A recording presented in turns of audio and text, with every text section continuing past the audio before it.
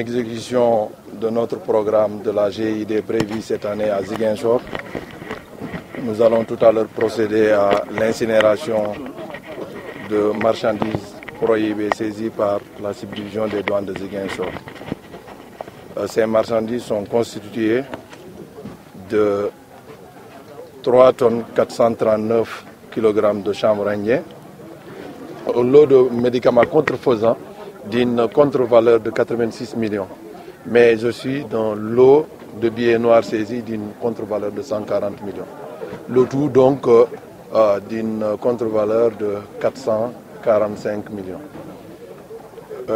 Ces résultats qui, à côté de ceux de la gendarmerie et de la police, des eaux et forêts, et à côté des activités de destruction de vastes champs de chanvre indien ici au niveau de la région, démontrent l'ampleur malheureusement de ce trafic au niveau de la région.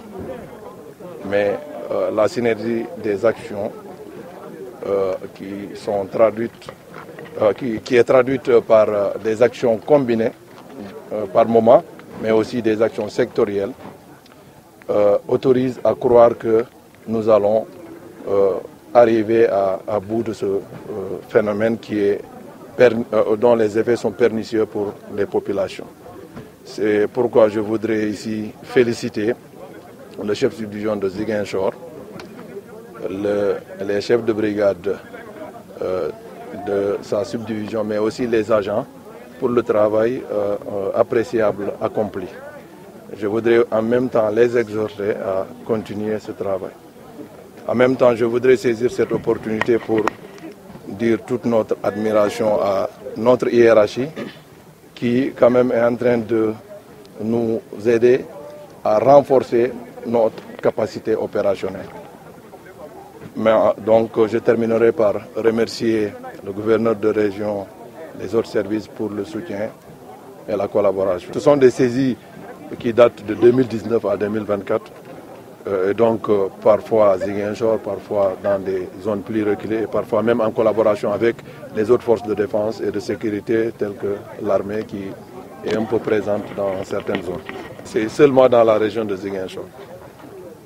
En termes de quantité, ce qui est incinéré aujourd'hui dépasse l'entendement parce que c'est environ 3 tonnes 500 de chanvre indien, beaucoup de médicaments frauduleusement introduits dans la région, mais également des billets noirs qui, comme nous le savons, portent un coup dur à l'économie du pays et particulièrement de la région. Mais les unités opérationnelles, comme vous le savez, vont continuer à travailler.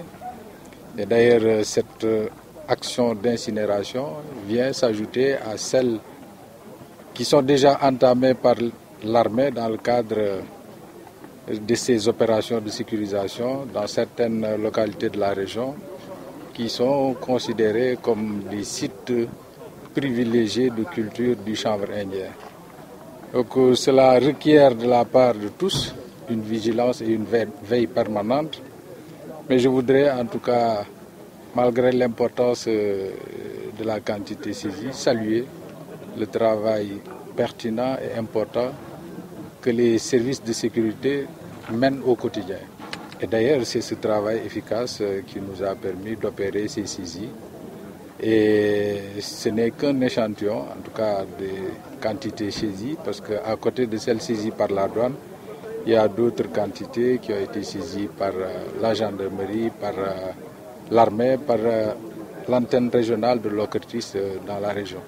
Donc c'est l'occasion pour moi de remercier, mais surtout de féliciter le personnel des douanes, mais également les encourager à poursuivre les efforts. Bien évidemment, les malfaiteurs vont continuer à développer des stratégies beaucoup plus sophistiquées. C'est à nous de nous adapter. Et de ce point de vue, les autorités publiques ont décidé résolument d'accompagner la douane et toutes les unités des forces de défense et de sécurité à travers un renforcement de leurs moyens de surveillance, de contrôle, mais également d'action. Je voudrais également profiter de cette occasion pour dire que cette activité met aussi en lumière une des missions importantes de la douane, qui consiste à sécuriser l'économie du pays, mais également à participer à sécuriser les citoyens en luttant efficacement contre l'introduction de produits prohibés. Et à côté de cette mission importante, il y a bien évidemment la mission économique, parce que la douane, comme nous le savons, en tant que régie financière, contribue à la mobilisation de recettes pour permettre aux autorités publiques de bien prendre en charge les préoccupations des populations.